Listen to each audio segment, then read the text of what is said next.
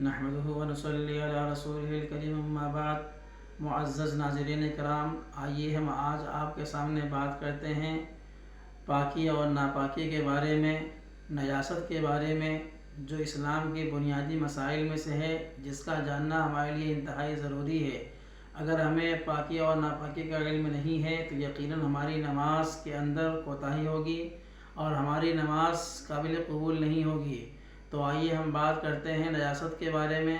اولاً دیکھا جائے تو نجاست کی دو قسمیں ہیں، یعنی گندگی کی دو قسمیں ہیں، نجاست حقیقیہ اور نجاست حکمیہ۔ نجاست حقیقیہ کہتے ہیں اس نجاست کو جو ظاہر میں دکھائی دے، جیسے پیشاب ہے، پاخانہ ہے، خون ہے، یہ نجاست حقیقیہ ہے۔ اور نجاست حکمیہ کہتے ہیں جو بظاہر دکھائی نہ دے، جیسے آدمی کا بے وضو ہونا، آدمی کا بے غسل ہونا۔ ایسے ہی جو ہے نجاست حکمیہ کی اب دو قسمیں بنتی ہیں۔ نجاست حکمیہ کو نجاست حکمیہ اس لیے کہتے ہیں کہ نجاست حکمیہ کے اندر بظاہر ناپاکی اور گندگی انسان کے اوپر دکھائی نہیں دیتی ہے، لگی نہیں رہتی ہے، حکماً شریعت نے اس پر ناپاک ہونے کا حکم لگا دیا ہے، اس لیے اسے کہتے ہیں نجاست حکمیہ، جیسے آدمی کا بے غسل ہونا، آدمی کا بے وضو ہونا۔ تو آئیے ہم بات کرتے ہیں نجاست حکمیہ کی دو قسموں کے بارے میں۔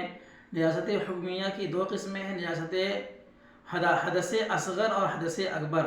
حدث اکبر کہتے ہیں بڑی نجاست کو، یعنی بڑی گندگی کو، جیسے آدمی کا بے غسل ہونا۔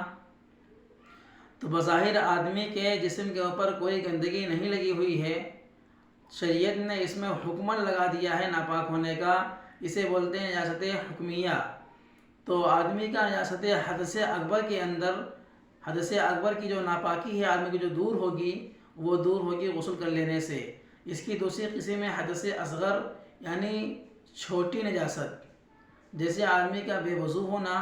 تو آدمی اس چیز سے ناپاک ہو، آدمی کا وضو ٹوٹ گیا تو آدمی ناپاک ہو گیا، تو بظاہر جسم کے اوپر، اعضائے وضو کے اوپر کوئی گندگی لگی ہوئی نہیں ہے، لیکن پھر بھی شریعت نے اس کو ناپاک ہونے کا حکم لگا دیا ہے۔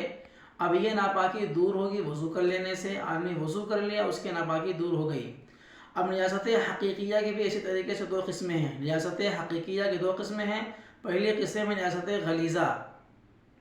نجاست غلیظہ کہتے ہیں جو نجاست انتہائی سخت ہو، یعنی نجاست خفیفہ کے مقابلے میں اس کا اثر زیادہ ہو، جیسے آدمی کا پیشاب ہے، پاخانہ ہے، جانوروں کا پاخانہ ہے، حرام جانوروں کا پیشاب ہے، شراب ہے، انسان اور جانوروں کا بہتا ہوا خون ہے، مرغی اور بطخ کی بیٹ ہے، یعنی اس کا پاخانہ ہے، ان تمام چیزوں کو نجاست غلیظہ کہا جاتا ہے۔ اس کا حکم یہ ہے کہ نجاست غلیظہ اگر جسم والی ہے، یعنی جس کے اندر جسم جثہ ہے، جس کا جسم ہے، اس کا حکم یہ ہے کہ اگر جو ہے مقدار میں، وزن میں اگر 4 ماشے سے زیادہ ہے تو نماز اس کی نہیں ہوگی، اگر 4 ماشے سے کم ہے تو اتنا معاف ہے۔ معاف ہونے کا مطلب یہ ہے کہ اگر اتنی مقدار کپڑے میں یا بدن میں لگ جائے آپ نماز پڑھ لیں گے، نماز آپ کی ہو جائے گی، لیکن ایسا کرنا مکروہ ہے۔ اگر حتی الامکان ہو سکے تو آپ اس کو دھل کر کے نماز پڑھیے۔ اگر نماز اسی حالت میں پڑھ لیتے ہیں نماز تو ہو جائے گی آپ کی، اگر اتنی مقدار سے کم ہے تو، یعنی 4 ماشا سے کم، یعنی تقریباً 4 گرام سے کم یا 3 گرام سے کم ہے تو آپ کی نماز جو ہے مکروہ ہو جائے گی، اور نماز تو ہو جائے گی لیکن مکروہ ہوگی۔ ایسے ہی دوسری قسم جو آتی ہے نجاست غلیظہ، نجاست حقیقیہ کی دوسری قسم ہے نجاست خفیفہ۔ نجاست خفیفہ کہتے ہیں ہلکی نجاست کو، جیسے حلال جانوروں کا پیشاب ہے، اسے کہتے ہیں نجاست خفیفہ۔ نجاست خفیفہ کا حکم یہ ہے کہ اگر جس حصے کے اندر لگی ہوئی ہو اس حصے کے چوتھائی کو دیکھا جائے گا، اگر چوتھائی سے کم ہے یا چوتھائی کے مقدار میں ہے تو آدمی کی نماز ہو جائے گی، لیکن ایسا کرنا مکروہ ہے۔ اگر ممکن ہو تو دھو کر کے تب نماز پڑھے۔ ایسے ہی جو ہے ایک حکم یہ آتا ہے استنجا کے بارے میں۔ استنجا کسے کہتے ہیں؟ استنجا کہتے ہیں پیشاب پاخانہ کرنے کے بعد پاکی اور طہارت حاصل کرنے کو استنجا کہتے ہیں۔ اگر پیشاب کرنے کے بعد استنجا کرتا ہے اسے کہتے ہیں چھوٹا استنجا، اور پاخانہ کرنے کے بعد اگر وہ استنجا کرتا ہے، اس مقام کو صاف کرتا ہے گندگی کو، تو اسے کہتے ہیں بڑا استنجا۔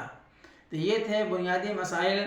ایسے ہی ایک مسئلہ چھوٹ کر رہ گیا ہے، وہ یہ ہے کہ نجاست غلیظہ اگر بہنے والی ہو، پتلی نجاست ہو، جیسے کہ شراب ہے، خون ہے، تب کس چیز کا اعتبار ہوگا؟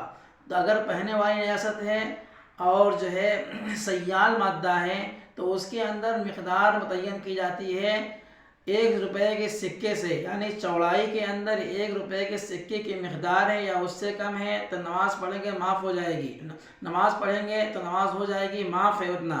لیکن اگر اس سے زیادہ ہے، چوڑائی کے اندر 1 روپے سے زیادہ ہے، تو آپ کی نماز نہیں ہوگی اور نماز کو دہرانا پڑے گا۔ تو معلوم یہ ہوا کہ شریعت کے اندر یہ بنیادی مسائل ہیں جو پاکی اور ناپاکی کے ہیں، ہمیں اس کا اہتمام کرنا چاہیے، اور دعا کیجیے کہ اللہ تعالی ہم سبوں کو پاکی حاصل کرنے کی توفیق عطا فرمائے۔ وآخر دعوانا الحمد للہ رب العالمین۔